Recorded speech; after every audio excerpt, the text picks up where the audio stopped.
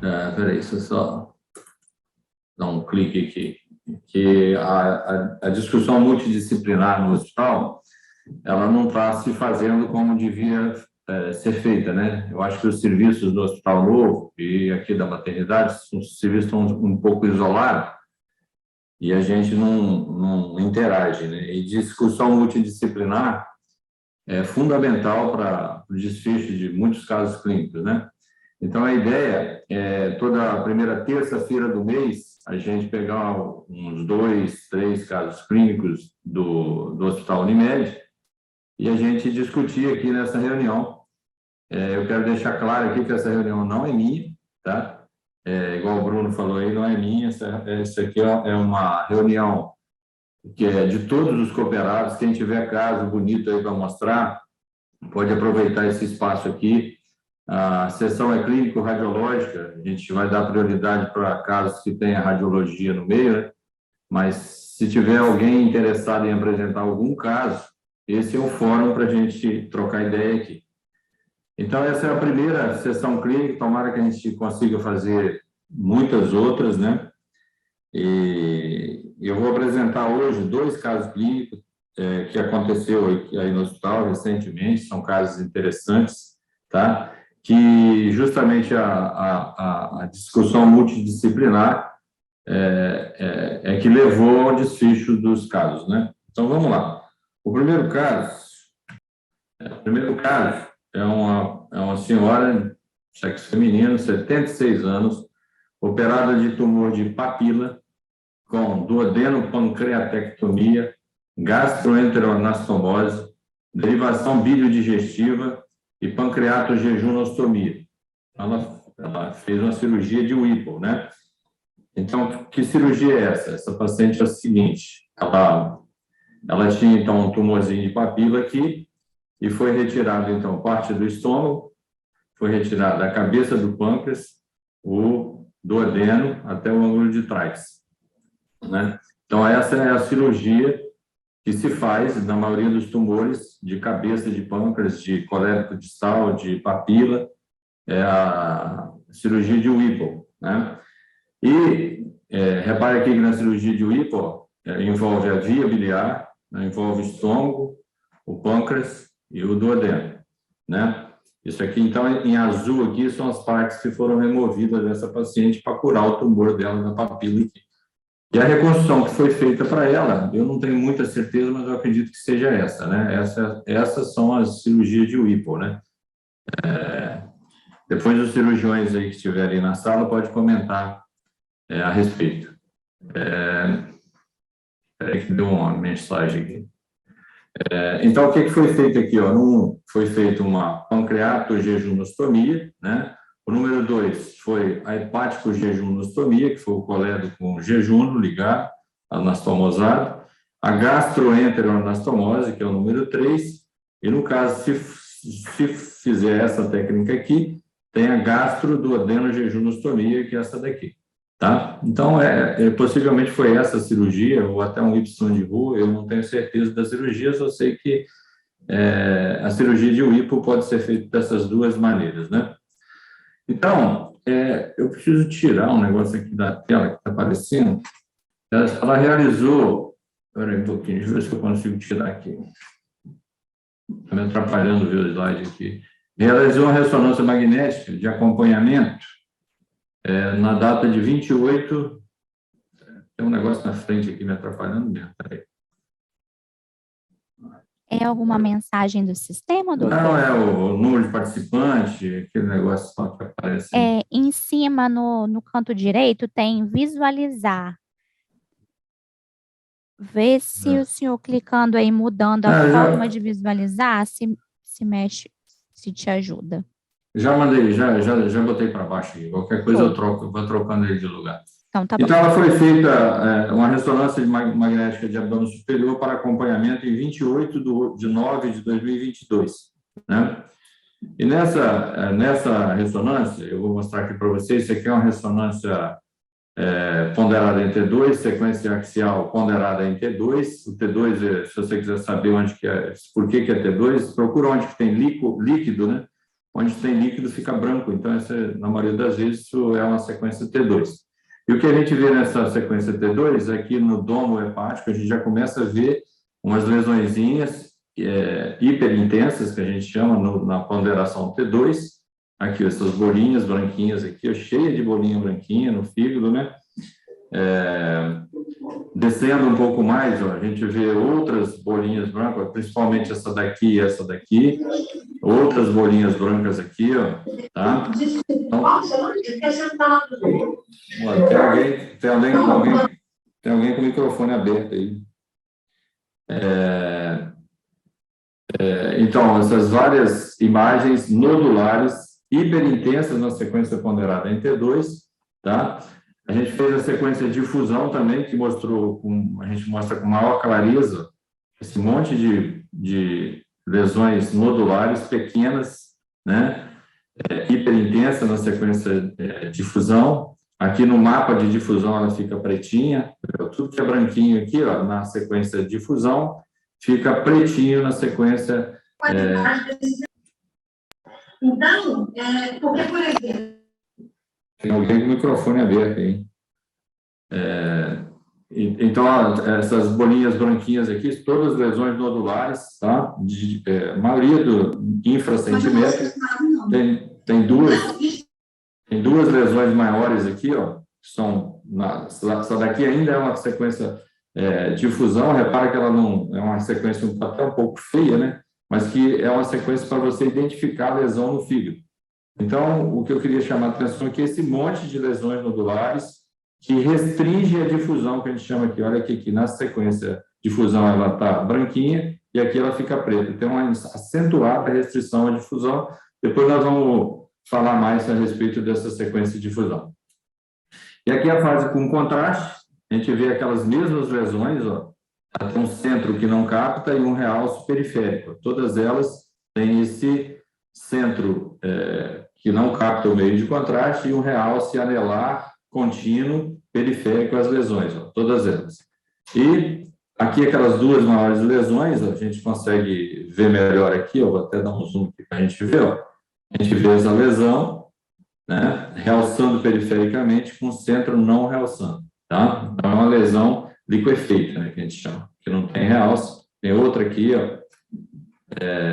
Aqui, ó, espera aí um pouquinho, só voltar aqui.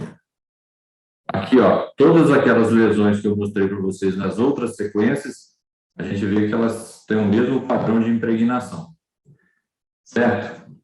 Então, eu mostrei a sequência T2, a sequência de difusão e a sequência pós-contraste numa paciente que tinha feito a ressecção de um tumor de papila, né, e veio para um controle, acho que foi um mês depois da cirurgia, se eu não me engano, e apareceu essas lesões, tá?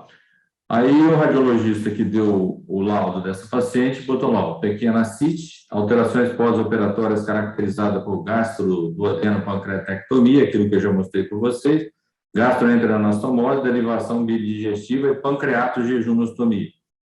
E a respeito daquelas lesões que eu coloquei lá, ó, múltiplas lesões nodulares esparsas no parênquima hepático compatíveis com implantes, né, ou seja, metástases, né? Além disso, ela tinha aeroviria, até porque ela fez a derivação digestiva que propiciou a subida de gás para a via biliar.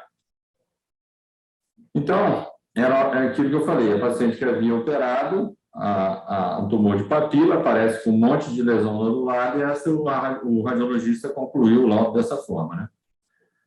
Aí, no dia, repare então que essa tomografia, essa ressonância aqui, ela foi feita no dia 28/9/2022, tá? Essa primeira ressonância. Aí, agora em janeiro, ela voltou para fazer um controle e fui eu que fiz a ressonância dela, né? E a ressonância dela, como vocês podem ver aqui, ó, tanto nas sequências T2, quanto na sequência, aqui a sequência T2 ainda, quanto na sequência de difusão, as lesões sumiram todas. Tá vendo? Não vê lesão nenhuma no fígado. Ó, mais para baixo ainda a sequência de difusão, que é uma sequência para identificar lesão, não identificou nada, né? Aqui, ó, você vê que a medula, que é uma região que restringe muito a difusão, olha como é que ela fica branca. Então, se houvesse lesão no fígado, nessa sequência teria que ficar branquinho, igual na outra sequência lá. no outro exame que eu mostrei para vocês. E na fase com contraste, eu peguei nos mesmos níveis daquele primeiro exame que eu mostrei, também não mostrava lesão nenhuma, né? E aí? O que aconteceu com essa paciente? Aí também, o último corte da sequência pós-contraste, você vê que o contraste na veia porta, na aorta, na veia cava, né? Nenhuma lesão hepática, né? E qual que era a indicação desse exame quando eu fiz agora em janeiro? Era adenocarcinoma de papila do adenal, estadio 4, então você vê que é um estadio avançado, né? Com lesão de hilo pulmonar esquerdo, aqui é hilo, faltou o pulmonar esquerdo, e implantes hepáticos em cuidados paliativos. Era um reestadiamento dessa lesão, dessas lesões, né? E aí? Será que aconteceu algum milagre aí? Essas lesões sumiram? Né? Talvez os milagres que a gente vê falar aí surjam dessa maneira, né? Pô, estava cheio de lesão, era metástase e desapareceu, né? Tenho certeza que boa parte é. Pode ser. Uma boa parte dos milagres, né? Então, vamos lá. Eu falei, fiquei intrigado, né? Eu falei, vou lá, eu olhei, aí eu peguei, resgatei o exame dela e falei, pô,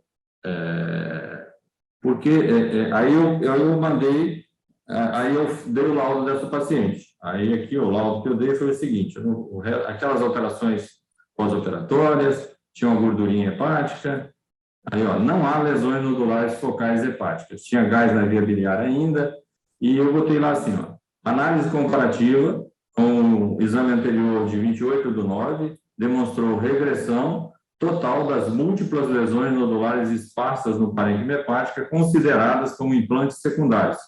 Tais lesões poderiam também representar microabscessos que regrediram completamente. Mas eu não tinha a história dessa paciente, né? A história do momento que ela fez a ressonância. Aí eu troquei mensagem com a médica que havia pedido esse último exame dela, último exame do paciente. Aí eu mandei um zap para ela e botei o seguinte, bom dia, fulano, eu não vou citar nome aqui, depois no final, se alguém quiser se identificar, paciente tal, operada de tumor de papila, no exame anterior de 28/9 havia múltiplas lesões nodulares do fígado interpretadas como implantes secundários. No atual exame não se observa nenhuma lesão no fígado. Eu acho que eram microabscessos que regrediram completamente. Não tem mais lesão nenhuma no fígado. Se eu tivesse dado o laudo anterior dela, também teria dado como metástase. Os aspectos são indistinguíveis. Bom para ela, né? Qualquer dúvida me fale. Aí eu falei, ela fez a última RM no dia 27/1. Aí a médica assistente dela, que acompanha o câncer dela, botou aqui, nossa, agora sim justifica ela estar sobrevivendo tão bem e tanto tempo. E bem que na época ela fazia febre e ninguém sabia de onde vinha. Aí eu falei, pô, se ela estava fazendo febre e o radiologista não considerou a possibilidade disso ser abscesso, né? Aí eu fui e resgatei o prontuário dela. Aí no prontuário dela estava o seguinte, estava lá, pedido de colangio ressonância, né? Não sei por que cargas d'água, né? Indicação clínica, naquele primeiro exame que foi dado como metástase, não disponível, né? Ou seja, o radiologista deu o laudo sem saber os dados clínicos da paciente, né? Isso aí, para gozar o sanguinista aqui, lembra a história desse sujeito aqui, Esse sujeitinho aqui, Ele está lá em São Januário lotado, né? Na torcida do Vasco, né? Com a camisa do Vasco, no meio da torcida, até provar em contrário, ele é vascaíno, não é? A mesma coisa dessa paciente aí. Ela tinha um tumor de papila, operou o tumor de papila, voltou com várias lesões hepáticas, até provar em contrário, aquelas lesões hepáticas eram metástases, né? Mas esse sujeito aí, na verdade, ele era um flamenguista infiltrado lá na torcida do Vasco, né? Mesma coisa aconteceu com esse nosso caso. Na verdade, era microabscessos hepáticos que foram interpretados como metástase hepática devido à falta de indicação clínica. É isso que eu disse lá no início da apresentação. A gente precisa trocar mais informação no hospital, fazer um debate mais multidisciplinares para a gente não passar por essas situações, né? Então, eu levantei alguns artigos sobre abscesso piogênico seguindo a pancreatojejunostomia, pancreático duodenectomia. Eu achei esse artigo aqui, que é um dos mais interessantes, ó. Os abscessos hepáticos, eles ocorrem em 2,6% dos pacientes que fazem duodenopancreatectomia, ou seja, dos 823 pacientes, 22 deles desenvolveram abscesso. Então, não é uma coisa tão rara de acontecer. Por quê? Porque você mexe no trânsito biliar, né, no trânsito digestivo desse paciente, propicia a subida de bactéria para a via biliar. E a conclusão desse trabalho foi que a maioria desses pacientes, eles foram tratados com antibiótico, responderam bem ao antibiótico, ou alguns que tinham os abscessos maiores, eles precisaram ser drenados, né? Sobre a sequência de difusão, ela é muito importante, porque vocês vão ouvir falar muito aí nos nossos relatos sobre sequência de difusão, restringe a difusão, não restringe a difusão. O que é isso? Se você tiver aqui, por exemplo, um copo d'água, as moléculas de água, elas não têm restrição à difusão delas no meio. Então, elas andam, elas têm um movimento livre no meio. Quando você coloca as moléculas de água, que todo tecido tem, no meio de um tecido, vamos botar isso aqui, um parênquima hepático, essas moléculas de água, ela tem uma difusão no meio aqui mais restrita que isso aqui, né? Porque elas andam menos nesse meio. Agora, se você coloca as moléculas de água no meio onde a celularidade é aumentada, por exemplo, tumor e abscesso, as moléculas de água não conseguem andar direito nesse meio aqui devido ao tamanho das membranas celulares aqui.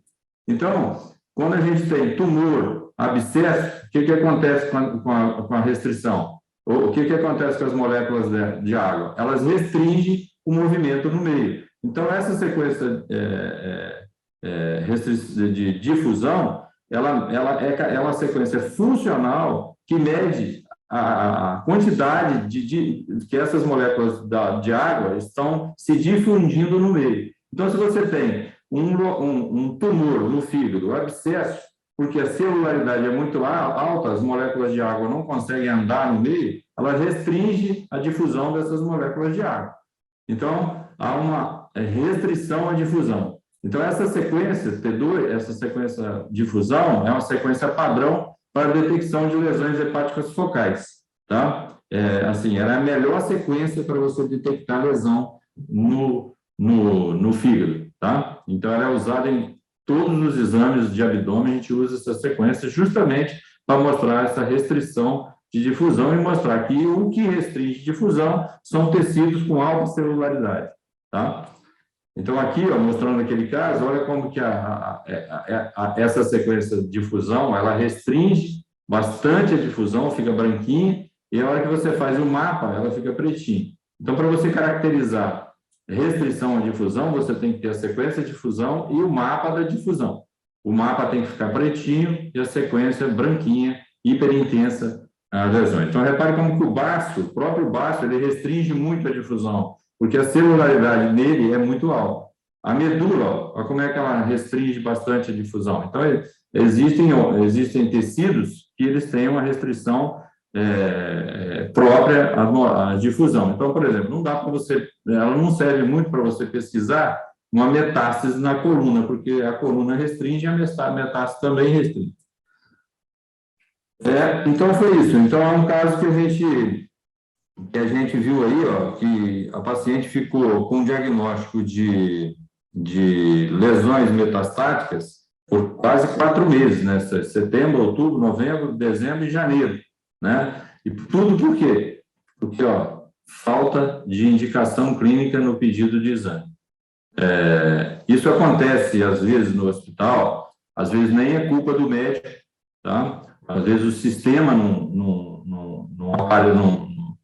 a gente não consegue ver a indicação clínica do pedido de exame, esse erro aí está sendo consertado pela TI, eu acho que já até está resolvido, né?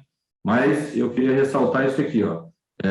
Radiologia sem diagnóstico, sem dados clínicos, não dá para sair diagnóstico. Ou quando sai, tem esse sacana desse flamenguista aqui no meio, ferrando a gente, né?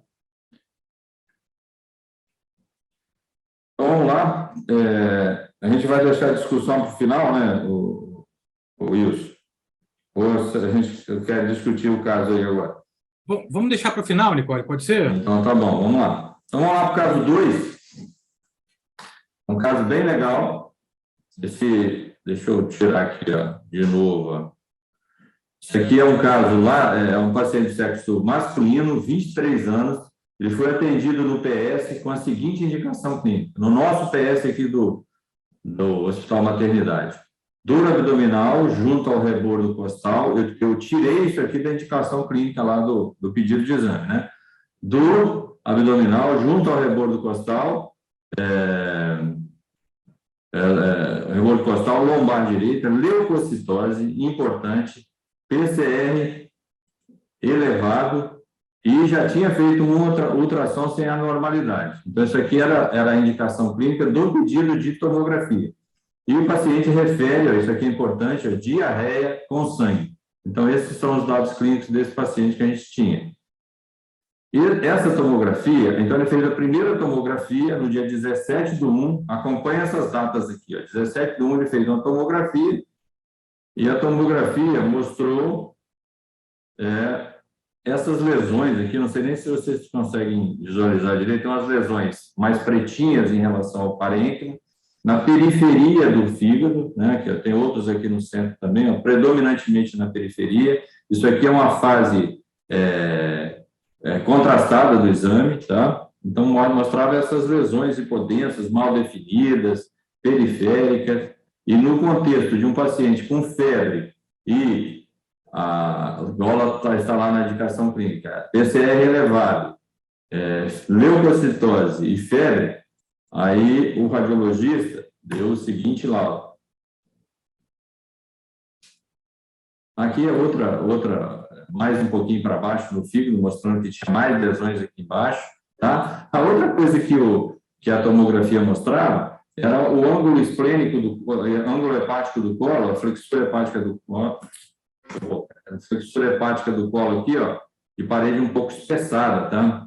Isso foi relatado também no laudo do radiologista. Aí o radiologista que viu essa tomografia, ele botou lá: as lesões hipodensas supradescritas no parênquima hepático são inespecíficas, devendo ser correlacionadas com dados clínicos laboratoriais, não se podendo afastar a possibilidade de processo inflamatório infeccioso, abscesso em formação, assim como doença inflamatória intestinal de segmento colônico direito com os achados associados. Sugerimos prosseguir a investigação. Então, o radiologista mandou bem aí, acho que eu daria o laudo da mesma forma, frente a esses dados clínicos do paciente, né? Aí esse paciente ele foi transferido lá para o Hospital Novo, né? Aí lá no Hospital Novo foi pedido uma ressonância magnética dele. Então, essa ressonância, você vê que ele internou no dia 17, e no dia 18 aqui, ele já fez a ressonância. E o que a ressonância mostrava? Isso aqui é uma sequência T2, então, o líquido branco aqui, ó, a sequência T2, né? Então, você quer saber se a sequência T2? Olha onde tem líquido. Então, aqui, ó, na medula tem líquido. Se o líquido for branco, a sequência T2. Se o líquido for preto, é uma sequência T1. É lógico que nem sempre é assim, mas a maioria das vezes é assim para identificar sequência T1 e T2, tá? E na sequência T2 a gente mostra mais ou menos os mesmos achados da tomografia, ó, essas lesões hiperintensas no T2, ou seja, mais branca que o parênquima hepático, distribuído na periferia do fígado predominantemente, né? Aí depois nós fizemos a outra sequência dele, que foi a sequência a sequência pós-contraste, né? Eu só estou mostrando aqui as sequências mais essenciais para o diagnóstico. E na sequência pós-contraste, o que você viu? Isso aqui é um fígado normal, isso aqui são os vasos do fígado, aqui é a aorta realçando, isso aqui é tudo vaso. E no meio do fígado a gente viu as lesões que não formavam nódulo, eram as lesões meio reticulares, né? Sem formar nódulo, na periferia do parênquima hepático, né? Umas lesões esquisitas. E aqui, nessa sequência T2, a gente via aqueles mesmos achados na periferia, via que tinha um pouquinho de líquido na cavidade e via aquele segmento do cólon ascendente, flexura hepática, um pouco de parede um pouco espessada, né? Então, a gente tinha esses dois achados na ressonância. Tá? Era basicamente o que se via na tomografia, mas com uma qualidade um pouco melhor, né? Bom, e o que estava escrito nesse pedido de exame? O que estava escrito na indicação clínica? Dor em hipocôndrio, pedido da ressonância agora, tá? Dor em hipocôndrio direito, febre e vários episódios de enterorragia. Leucocitose e eosinofilia importante. Ó. Isso aqui vai ser super importante para a gente pensar no diagnóstico. Ó. Eosinofilia importante, ou seja, hipereosinofilia. E ainda ela informou que TC com várias áreas sugestivas de abscessos hepáticos, suspeita de amebíase extraintestinal. Bom, eu vi essa indicação clínica aí e já havia visto alguns casos, acho que esse é o 4º caso que eu já vi, e dei o seguinte laudo da ressonância. Ó, lesões hepáticas não nodulares de comportamento hipovascular, algumas demonstrando restrição à difusão. Aquela coisa que eu falei para você lá do conteúdo purulento, né? A possibilidade de lesões inflamatórias infecciosas deve ser considerada. Destaca-se que não há liquefação significativa no atual exame para que se proceda da punção aspirativa. Então, eu já falei logo para não nem pensar em fazer punção aí para diagnóstico. E botei lá, valorizando a presença de importante eosinofilia, conforme relatado na indicação clínica do exame, a possibilidade de lava migrans visceral, toxocaríase, deve ser considerada no diagnóstico diferencial. Tá? Bom, aí eu peguei e liguei para a médica que estava vendo ele lá no Hospital Novo, passei essa informação para ela e depois passei a informação para ela fora. Eu acho que, pelos aspectos das lesões, eu ainda dei uma revisada na literatura antes de emitir o laudo, e falei, eu acho que isso é uma toxocaríase, acho que é uma larva migrans visceral aí, hepática, né? E passaram-se alguns dias, foi no dia 23, eu mandei um WhatsApp para ela, falei, bom dia, fulana, notícias do nosso paciente, ela, ei, Nicole, bom dia, parasitológico negativo, toxocara em andamento, afebril, sem enterorragia, usou ceftriaxone, metronidazol, albendazol e nitazoxanida. Esses dois aqui, eu acho que foi direcionado, não sou clínico, mas direcionado para o tratamento da toxocaríase. Vai de alta hoje. Então, olha o tempo que esse paciente ficou internado. Ele ficou do dia 17 ao dia 23, num caso extremamente complicado. E por que ele saiu rápido? Por causa da troca de informação, né? Quando a doutora botou isso aqui no dado clínico lá do paciente, eosinofilia é importante, vendo aqueles aspectos de imagem, como vocês vão ver no artigo que eu vou mostrar para vocês, a gente é obrigado a pensar no diagnóstico. Então, eu quero ressaltar aqui, como é importante vocês colocarem indicação clínica em pedido de exame, porque a imagem, às vezes, é a mesma para certas patologias, e o diagnóstico só sai com a correlação clínico-radiológica e a discussão multidisciplinar, que é justamente o que a gente vai tentar fazer com essas reuniões aqui. A gente não está aqui para denunciar erro de ninguém, né? A gente está aqui para aprender todo mundo junto. Tá? A intenção nossa é justamente essa, que o hospital melhore o seu atendimento, tá bom? Então, foi isso. Esse paciente, então, ele fez também uma colonoscopia, não sei se vocês lembram lá da indicação clínica dele, que ele tinha episódio de enterorragia, E na colonoscopia, o que foi visto foi o seguinte: foram lesões mucosas ulceradas, pequenas e salteadas, em mucosa normal, que se estende ao ilho terminal, cólon direito e cólon transverso, justamente aonde a gente tinha visto aquele processo inflamatório do colo, que era lá na ressonância, na tomografia, era lá no ângulo hepático do colo, né? O aspecto da lesão é compatível com trauma por parasitas intestinais, doença infecciosa e menos provável por doença inflamatória intestinal. Já mandou bala lá, quem deu o laudo lá da colonoscopia, que eu não me lembro agora. E isso aqui é o aspecto da colonoscopia, tá? Eu acho que quem quiser, eu acho que o que ele viu foi essas úlceras aqui, ó, né? Aqui no colo. Depois, se quem fez a colonoscopia estiver na sala e quiser comentar, fique à vontade. Isso aqui. Um pouquinho. Esse aqui é depois, só um minutinho. Então, a respeito da larva migrans visceral,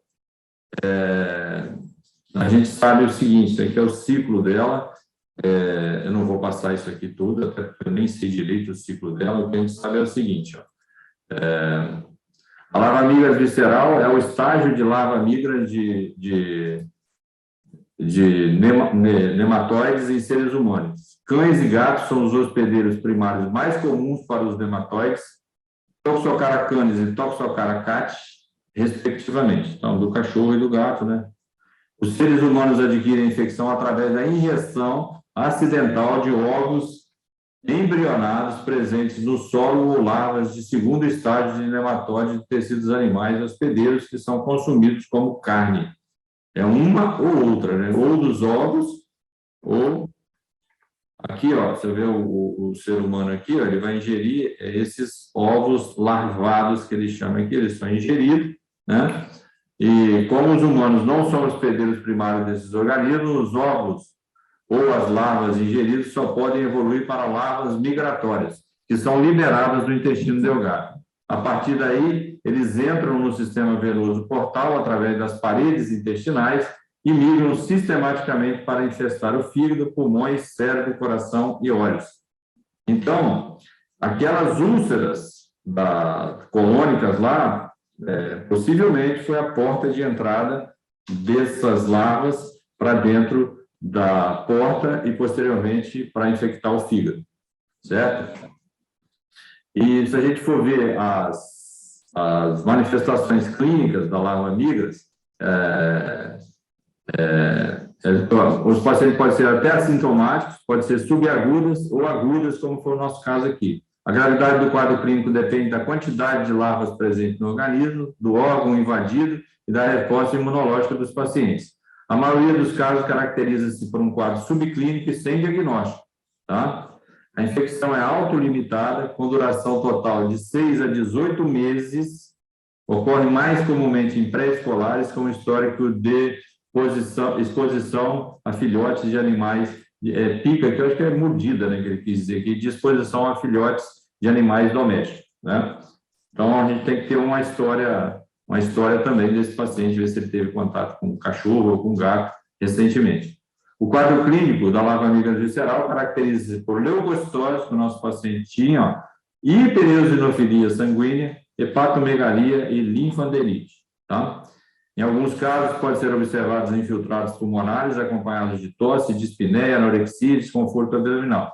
Durante a migração da larva, pode ocorrer formação de granulomas que favorece a aderência de bactérias, como Staphylo aureus, e desenvolvimento de abscessos musculares, hepáticos, pulmonares e renais. Tá? Pode envolver o sistema nervoso central, devido à migração de larvas, a presença de granulomas ricos em eosinol provocados por elas. O paciente pode apresentar manifestações neurológicas variadas, inclusive ataques epileptiformes, meningite e encefalite. O nosso caso aqui, eu acho que ficou só na infecção do fígado, depois os médicos que assistiram esse paciente podem se manifestar. Isso aqui foi ontem eu liguei para a Natália, que foi uma das médicas que acompanhou ela, E perguntei a ela sobre o resultado do exame de laboratório da protoxocariza. Todos os dois deram negativo, tá? Mas se vocês observarem aqui, ó, a sensibilidade do método, ela não é assim extremamente alta, ela tem uma sensibilidade de 70% e a especificidade de 90%, tá? E apesar desse paciente, o exame de laboratório dele ter dado negativo, a gente acha que o diagnóstico dele, ainda assim, foi toxocaríase, tá?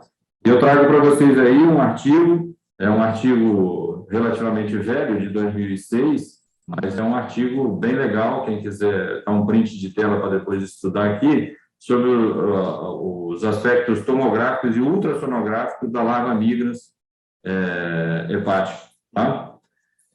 E o que esse artigo mostra aqui para nós? Isso aqui são todas as imagens do artigo. A gente vê no ultrassom essas imagens hipoecóicas mal definidas, você não forma um nódulo, tá vendo? É tudo meio que ramificada, tá? Às vezes nodulares, às vezes ramificadas. No fígado, ó, um monte de lesãozinha assim mal definida. Esse outro caso aqui, ó, essas lesões, olha, ó, lesões todas mal definidas. Isso aqui que a setinha está mostrando aqui são vasos, são ramos da veia porta no interior dessas lesões, o que é comum da gente acontecer, tá? Muito cuidado com isso, os radiologistas que estão na sala aí, ó, porque esse vaso dentro de lesão aqui pode ser linfoma também, tá? O linfoma tem uma característica de o vaso penetrar a lesão sem ser desviado, como nesse caso aí, tá? Mas aí tudo com dado clínico, né? Aqui é outro caso, muito parecido com o da gente, ó, várias lesões hipodensas. Repare que elas são predominantemente na periferia, de aspecto reticular, tá certo? Então, aqui, ó, resumindo, fazendo um resumo dos casos, a gente vê o quão é importante a presença da indicação clínica em pedido de exame, né? Você viu que o primeiro caso, a falta de dado clínico no pedido de exame levou a um falso diagnóstico, e nesse último caso, quão importante foi a gente saber que esse paciente tinha uma hiperosinofilia, né, que definiu basicamente o caso, né? Então, olha o que esse artigo fala. Ficou para trás aqui por um erro meu. Esse artigo aqui que eu mostrei para vocês, aquelas lesões, lá no final ele fala o seguinte, ó, concluindo, a larva migrans visceral da Toxocara canis, que foi o caso dele, né, é uma causa de hiperosinofilia. Em pacientes com uma hiperosinofilia sustentada, mostrando múltiplas pequenas, ovais ou alongadas, mal definidas lesões no fígado, né, na CT ou na ultrassonografia ou na ressonância, né, porque nessa época, em 2006, né, que é a época do artigo, não se fazia tanta ressonância. Aqui, ó, larva migrans visceral deve ser considerado.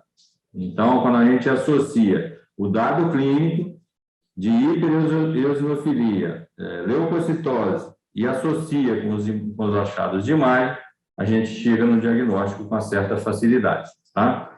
Eu, assim, a hora que vi o caso, eu não tive dúvida que eu tinha que botar aquilo no laudo, porque eu já tinha visto uns 3, 4 casos.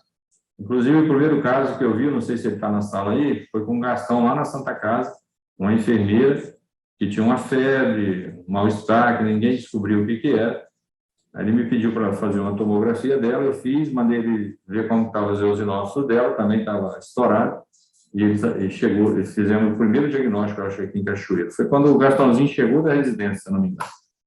Então, é isso, só ressaltando o seguinte, nós estamos aí numa campanha de indicação clínica nas solicitações de exame. O Unimed em Foco aqui, nessa data,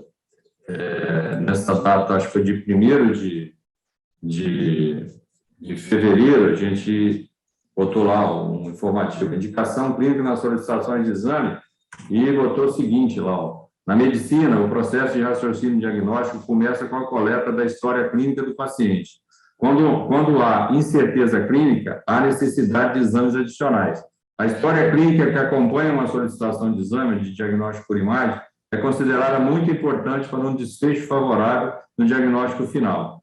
Muitos, isso aqui, ó, grifado aqui, ó, muitos diagnósticos por imagem só são possíveis com a correlação dos achados da imagem com os dados clínicos. Portanto, é de suma importância o preenchimento correto da indicação clínica nas solicitações de exame. O pessoal da diretoria agora está exigindo mais a colocação de dado clínico no pedido de exame, mas, infelizmente, muitos colegas ainda não entenderam a mensagem. Acho que até picuinha da diretoria com o cooperado, mas, na verdade, o que a gente quer evitar é custo para a cooperativa, né? Você vê aí quanto custo que essa paciente aí, que ficou sem o diagnóstico da metástase, que ficou com o diagnóstico de metástase, gerou para a cooperativa, e quanto custo a menos esse último paciente aí, ele ficou internado 4 dias, né? Que foi importante o preenchimento correto da indicação clínica na solicitação de imagem. Infelizmente, acho que muitos cooperados, quem preenche pedido de exame, quem preenche dados clínicos é a secretária, e a gente vê pérolas ali de indicação clínica em pedido de exame, né? Deixa para a secretária e parece que botar a indicação clínica em pedido de exame não faz mais parte da consulta médica. Outro dia, uma colega foi atendida aí por um dos cooperados, eu nem sei quem foi, nem quero citar nome aqui, aí ela saiu da consulta, ele saiu da consulta, aí a secretária foi preencher o pedido de exame dele e colocou assim, o que eu coloco aqui? Eu vou botar que você está com falta de ar. Não tinha nada a ver, entendeu? Um negócio assim que aí ferra com quem vai pegar o exame do outro lado. E para concluir, né, para concluir a minha apresentação aqui, eu queria mostrar esse memezinho aí, que saiu num site de radiologia. Né? Se você vota em Bolsonaro, eu continuo seu amigo. Se você vota em Lula, eu continuo seu amigo. Agora, se você coloca controle como indicação clínica, aí já é demais. Não tem amigo radiologista que aguente isso. Não tem. Agora a gente abre aí para a pergunta, né? Quem quiser, os médicos que estiveram envolvidos nos casos clínicos podem se manifestar aí, tá bom? E era isso. Nicole. Ei, Nicole, eu gostaria de comentar o primeiro Pode caso. ficar à vontade, querido. Eu acho que a gente tem muita informação para acrescentar do ponto de vista clínico, porque esse caso é interessantíssimo clinicamente, ele teve muita discussão multidisciplinar com a gastroenterologia, com a radiologia, porque inicialmente a paciente abriu o quadro com uma icterícia, e no exame de colangio-ressonância aparecia uma esteatose hepática difusa. As primeiras lesões hepáticas dela, então, foram laudadas como esteatose, o que me fez encaminhar e discutir muito com a Alzimara, nossa querida hepatologista aqui presente. A Alzimara detectou uma reativação do vírus de hepatite B naquela paciente. Então, foi um cenário totalmente atípico, onde, a princípio, a icterícia a gente achava que poderia ser recidiva tumoral, já que era um tumor já avançado da via biliar, e, na realidade, inicialmente, era uma esteatose hepática provocada por reativação de vírus.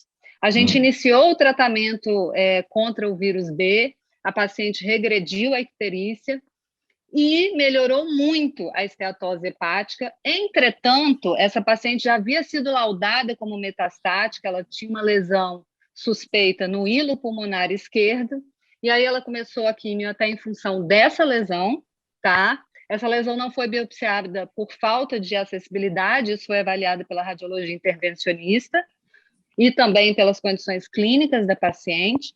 Até mesmo para tratá-la com quimioterapia foi uma situação bem delicada por causa de performance, teve que se adaptar à dose dos quimioterápicos.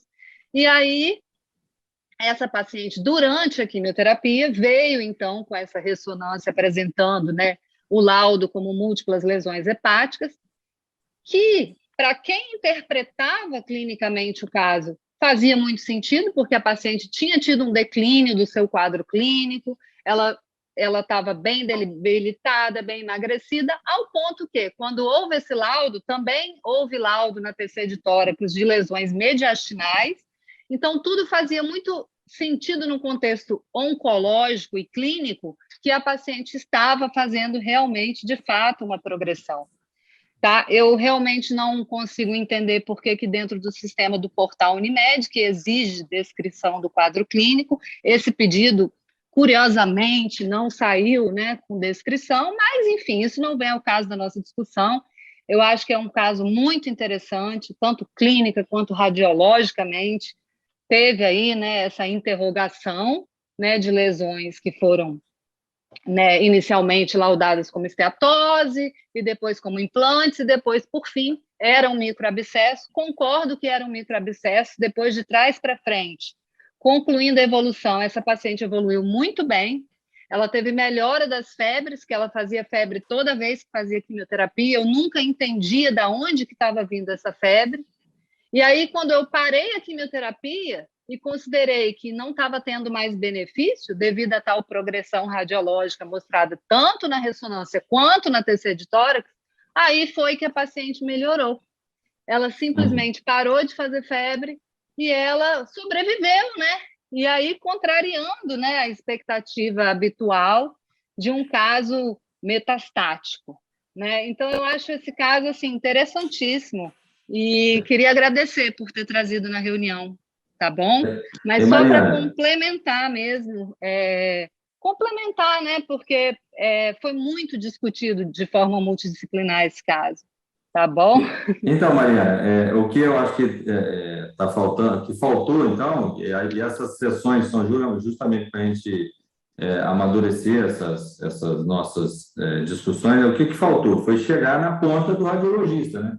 Então, vocês discutiram muito no andar, né? Não, eu acho que não, eu acho que é porque quando o radiologista laudou como implante, né, a gente nunca pensa que o radiologista possa depois rever o laudo e laudar como outra coisa. Dentro do contexto clínico fazia muito sentido que pudesse estar progredindo, entendeu? É um adenocarcinoma de papila duodenal, estágio 4, né? Assim, T4N1 na apresentação. Então, assim, é um tumor que a gente espera que evolua assim mesmo. Entende? Não. Como oncologista e como clínica, eu só queria colocar assim, esses aspectos, porque quem vê a apresentação parece que não teve isso, entendeu? E, na verdade, fazia todo sentido para quem estava acompanhando clinicamente.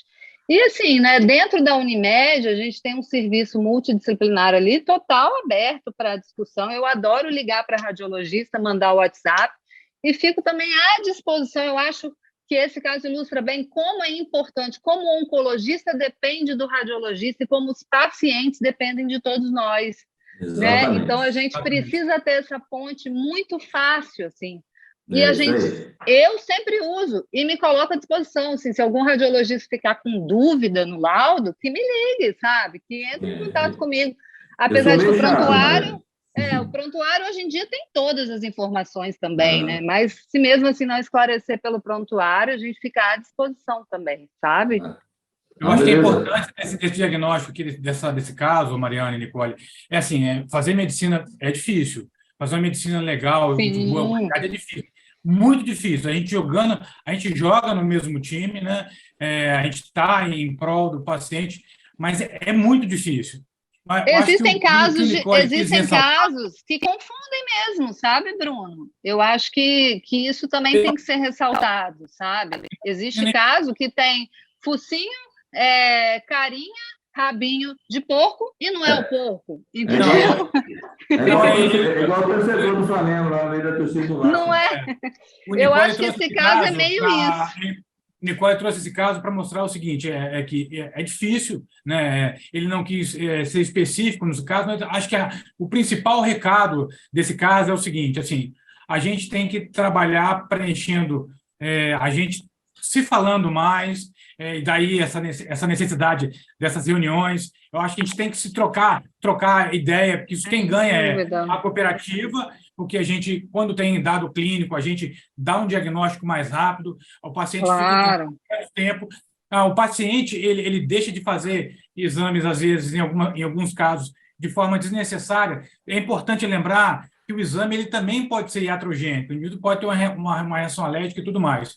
Mas eu acho que o importante é preenchimento de pedido médico, integração, na dúvida, ligar. A gente tem um acesso muito fácil hoje de WhatsApp, tanto do clínico para a gente, quanto da gente para o clínico também. Cara, me ajuda aqui.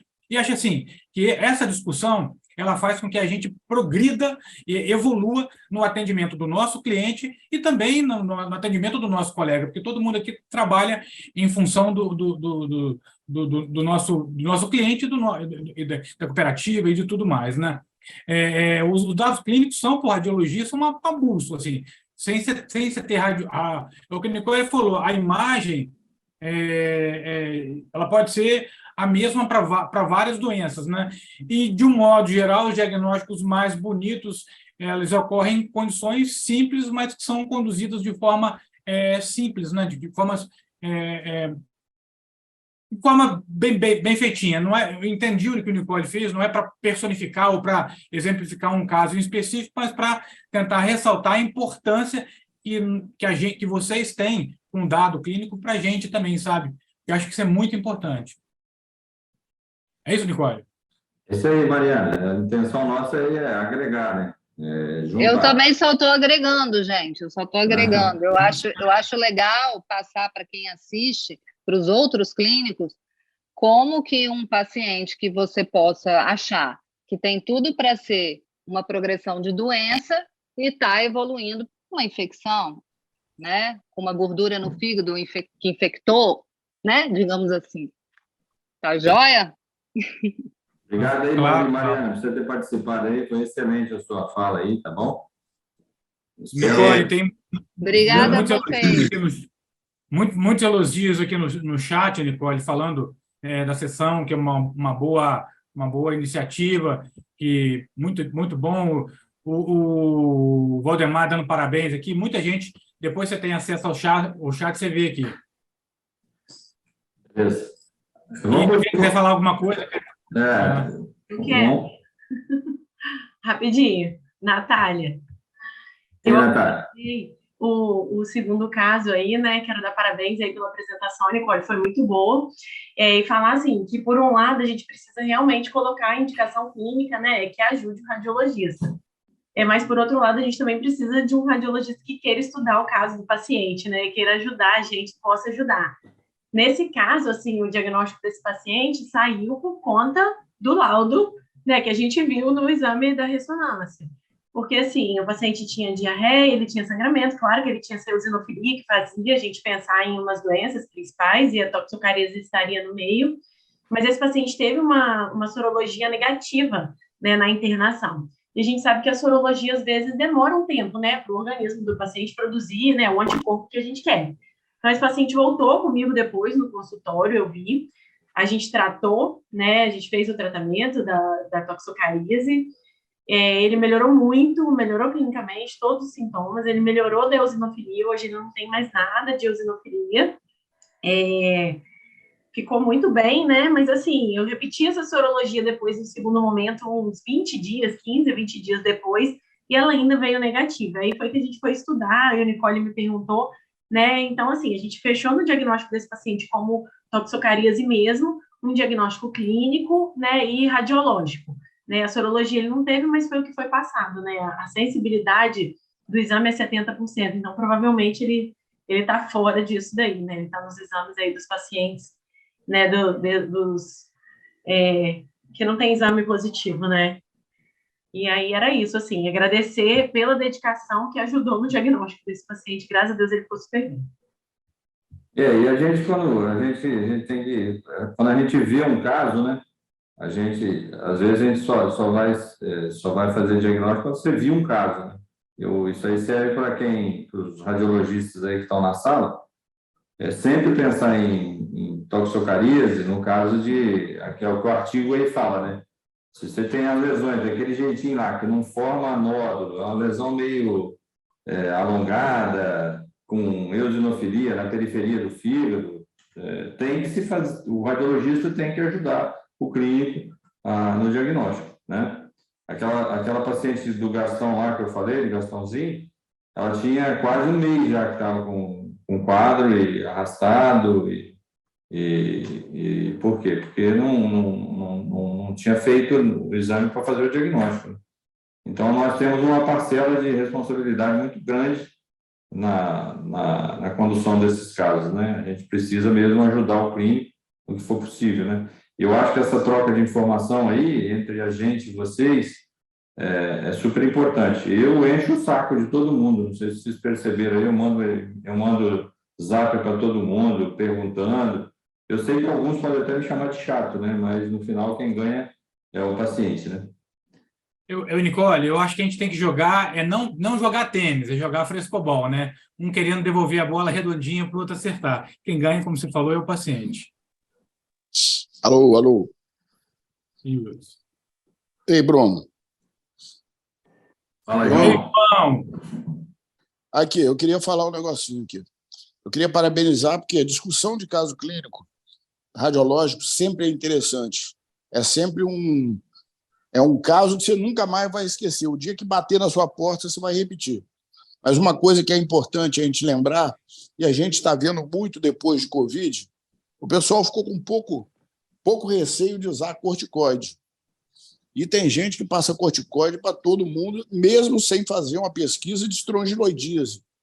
E a gente tem visto, de vez em quando eu tenho pego o paciente com um quadro clínico, você faz o raio-x, vai lá, confirma, tem síndrome de Loeffler, que é migração de, principalmente, estrongiloides para o pulmão. O pessoal está usando corticoide a rodo, o pessoal tinha muito receio depois da pandemia. Então, por exemplo, o pessoal que repete receita continua usando até hoje. Qualquer doente que chega gripado, nego manda corticoide e em dose alta, sem fazer uma avaliação, sem perguntar se ele tem epigastralgia, se faz um exame de fezes. O pessoal não tem mais medo, não.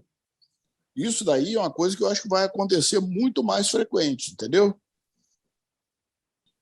Mais alguém aí? Alguma pergunta? Quer manifestar? Wilson? Bom, antes de mais nada, eu queria agradecer a todo mundo que está presente aqui, porque é preciso que a gente deixe registrado que a gente teve um absoluto recorde do ano na aula de hoje. A gente chegou a ter 70 pessoas simultaneamente na sala, né? Então, acho que isso representa a importância desse tipo de discussão e o quanto isso é bem-vindo dentro da nossa cooperativa, e o Centro de Estudos está aqui para prover que isso aconteça, né? O Bruno tem uma frase muito boa que encaixa nessa questão dessa discussão, né? Que não importa quem faz o gol, a gente está no mesmo time, então é importante que o gol seja feito, né? E o que mostra quando eu vejo essas discussões e tal, é que a gente tem um corpo clínico espetacular, tá? A gente tem radiologistas espetaculares, clínicos espetaculares, especialistas espetaculares, cirurgiões espetaculares, que faz o time da Unimed Sul Capixaba ser campeão. E isso se demonstra nessa capacidade que a gente tem de discutir casos que são complexos, de ver casos que são complexos, e tudo passa por essa questão da gente se encontrar, aprender junto, ensinar um ao outro, tudo que no final das contas leva o gol, que é o bem-estar do paciente. Então, assim, fiquei muito satisfeito do buzz que a aula tem, entendeu? Então, Nicole, você está super de parabéns, cara, recorde absoluto, tá? Queria pedir para que quem pudesse, por gentileza, abrir a câmera, para que a gente pudesse fazer uma foto e registrar essa nossa primeira sessão radiológica, que eu espero que seja de muitas, que pudesse fazer, por favor. Coloca a carinha da gente aí, o Juju. Juliana, Nicole, é importante que você descompartilhe a apresentação para que apareça o maior número de cooperados possível. Peraí, então. Doutor, descompartilhe. Aí. Beleza. Sou amador nisso ainda. Esconder a careca aqui. Vou fazer o print. Foi. Perfeito. Um último recado antes de eu devolver a palavra para o Bruno, para ele finalizar, é que dia 9 agora a gente vai ter uma aula de icterícia neonatal com a doutora Maura Molim, tá? Sendo moderada pelo doutor Luiz Renato Madureira, tá? E no próximo dia 20 a gente vai ter uma aula de doença renal crônica, o que o clínico precisa saber. E aí a gente vai ter a dupla VV. Vitor Freitas vai ser o nosso palestrante, com o Vitor Brasileiro sendo moderador. E aí eu convido a todos vocês que estejam aqui presentes com a gente para a gente repetir esse recorde de audiência aí e bater o recorde de 70 participantes aí do Nicole, tá? Uma boa noite, obrigado por todos estarem aqui. Eu sei como é complexo nesse horário continuarmos, mas muito obrigado. Oi, Nicole. Só lembra que a gente vai tentar fazer essa reunião toda primeira terça-feira do mês, tá? Exatamente, essa aí vai ser fixa. Não, e tem outra coisa, avisar que essa reunião não é minha, não, tá? Essa reunião é da radiologia e dos clínicos. Quem tiver caso, vai ser um prazer, é só ligar para mim ou para você, entrar em contato comigo, com você, e apresentar aqui, pô. A gente vai ser, para mim até vai ser bom, porque eu não... vai me dar folga, né? Não, o filho é seu. O filho é seu, a ideia é sua, vamos que vamos. Tô brincando, mas vamos que vamos. Assim, parabéns, Nicole. Eu acho que foi espetacular. Só tenho a agradecer. Valeu, velho. Boa noite a todos aí. Obrigado pela participação e pela discussão aí de quem entrou no chat. Obrigado.